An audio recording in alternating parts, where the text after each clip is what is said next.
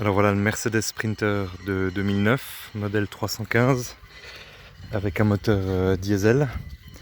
L'état extérieur est plutôt pas mal, il y a eu des réparations de carrosserie où la peinture est pas accordée, mais toute la corrosion a été refaite. Les passages de roues ont été même changés, tout est là-bas dessous, tout est neuf. Donc pas de corrosion, rien de traversant. Donc une grande porte coulissante de ce côté. Et voilà, bouton étanche, l'intérieur du véhicule. Donc à l'avant, forcément des sièges, il y a des sièges qui sont pivotants, qu'on peut tourner. Ce qui permet de mettre une table. En fait la table se coulisse et sort et se range derrière le siège. D'origine c'est un véhicule qui a 13 places, mais j'ai recouvert bien sûr le sol avec de l'isolation et du parquet. Et ça c'est un siège, une option à 3000 francs, qui permet en fait, je vais montrer après, de se rabattre vers l'avant. Et ce qui fait en fait un lit d'adulte jusqu'au levier de vitesse ici devant. Et ce qui fait aussi qu'il prend pas plus de place dans le véhicule. Donc même avec le lit ouvert, on a toujours cet espace là ici comme ça. Donc c'est un lit de route, un siège de route pardon, classique qui se décale, qui s'incline, qui est assez pratique avec 2 ceintures.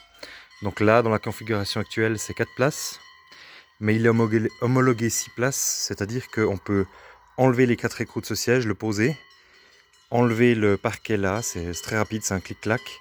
Et on peut poser 2 autres sièges, j'ai mis une photo dans l'annonce, donc avoir les 6 places homologuées. Donc à l'intérieur bien sûr il est équipé de rideaux, bon tout est cousu main mais c'est pas trop mal. Ici un réservoir de 100 litres d'eau là-bas dessous, avec une pompe. De ce côté là un frigo à compresseur, donc c'est ces frigos très haut de gamme, très cher. Qui peuvent même faire congélateur jusqu'à à peu près moins 25 degrés, mais en bahut. Il y a une douche ici qui est particulière, elle est entièrement en époxy, c'est-à-dire que tout ça est étanche, on peut giquer contre les murs de tous les côtés, on peut fermer le bouchon et prendre un bain jusqu'au seuil ici, avec une lumière voilà, automatique à l'intérieur. La barre du pommeau de douche est lumineuse et avec une télécommande on peut changer. Mais vraiment entièrement en fibre et en époxy partout, donc super solide. La pompe est automatique, là on n'entend rien.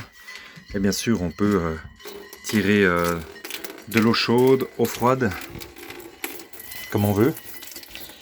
L'avantage de cette douche c'est que on peut facilement se doucher et on s'en sert en fait comme évier en mettant le pommeau de douche ici et puis la vaisselle là, donc ça fait un peu 2 en 1. Le bus a toute une série de rangements ici un peu partout, de tous les côtés, pour la nourriture, les assiettes, etc. C'est assez suffisant. Il y avait le projet d'en rajouter encore un là, enfin j'ai une petite armoire qui est prête mais je crois que ça sert à rien. Ici il y a 2 lits avec des lampes soit blancs soit bleus. Le lit du bas fait 1,82 m, donc c'est relativement long pour une personne arrive à dormir dedans, avec au fond des petites armoires. On passe les pieds dessous. Et puis le lit du dessus, je dirais à peu près 1,60 m, c'est pas forcément énorme, mais ça fait des lits fixes. Alors, au plafond, il y a un lanterneau, donc classique. Voilà l'ouverture, avec bien sûr soit la moustiquaire, soit l'occultant, ou les deux, hein, bien sûr. Et là-haut, il y a un panneau solaire de 380 watts, donc c'est énorme. C'est un véhicule qui était prévu pour aller dans les pays nordiques de nuit dans le froid. Et du coup, il est prévu pour avoir peu de soleil et quand même charger les batteries qui se trouvent incrustées là sous le siège. Donc il y a 210 ampères-heure, ce qui est vraiment pas mal. Avec ici un tableau de fusible séparé. Et puis un coupe-circuit général pour le circuit secondaire. Il se charge avec, pour ceux qui connaissent, un MPPT DC-DC booster, c'est-à-dire qu'il va faire croire au moteur ou au panneau solaire que la batterie est déchargée.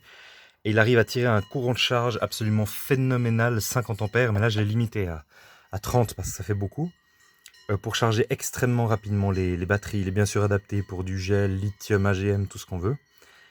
À côté, il y a un petit convertisseur qui convertit le 12 volts en 230 volts jusqu'à 800 watts, ce qui est pas trop mal, en l'occurrence. Alors derrière la table, on voit qu'il y a, ouais, c'est un peu dur à voir, mais là il y a un système de grille avec un chauffage, avec la commande qui se trouve ici. Donc en fait, il y a 2 Webasto dans ce véhicule. Il y en a un premier qui est celui qui va réchauffer le moteur et l'eau de la douche. Et puis un deuxième qui sont installés, donc du coup, je sais pas si on va voir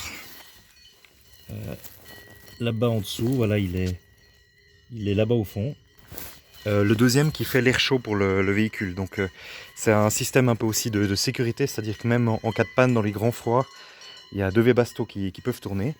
Et en fait, ce qu'il y a de particulier, je suis assez fier, c'est que ce véhicule n'a pas de boiler, mais il a un échangeur thermique. C'est-à-dire qu'ici dessous, dans le coffre, on a un échangeur d'eau OO, où vous avez une partie de l'eau du radiateur, donc du moteur qui vient ici dedans, et l'autre c'est l'eau de la douche. Donc en fait, une fois que vous vous arrêtez et puis que vous terminez votre trajet, le moteur est bien chaud, il reste bien chaud pendant bien entre 2 et 4 heures suivant les températures, et vous pouvez tirer les 100 litres d'eau du réservoir qui est là, les 100 litres d'eau uniquement en eau chaude sans aucun problème, et ça marche, c'est hyper brûlant, c'est super. Mais si vous êtes arrêté depuis une longue période et que vous ne voulez pas démarrer le moteur, vous pouvez démarrer le Webasto secondaire, celui qui chauffe l'eau, et aussi fonctionner, prendre une douche bien chaude. Donc tout bien sûr est équipé de valves de limitation, détection de pression, tire-tour, etc. Et c'est du tuyau de chauffage, donc avec des super raccords sertis. La place dans le coffre du coup est assez grande, on met des grosses caisses raccords en bas. Et puis là on voit ce que ça donne un peu avec les 2 lits. En dessous du véhicule, il y a un réservoir de 80 litres 80 d'eau qui se trouve là, avec une, bon on va pas là c'est un peu noir, mais avec une purge ici. Donc en général, c'est quand celui du bas est plein, celui du haut est vide, quoi. Donc il y a un crochet d'attelage dans mon souvenir pour 3 tonnes ou 2 tonnes 8. C'est assez grand.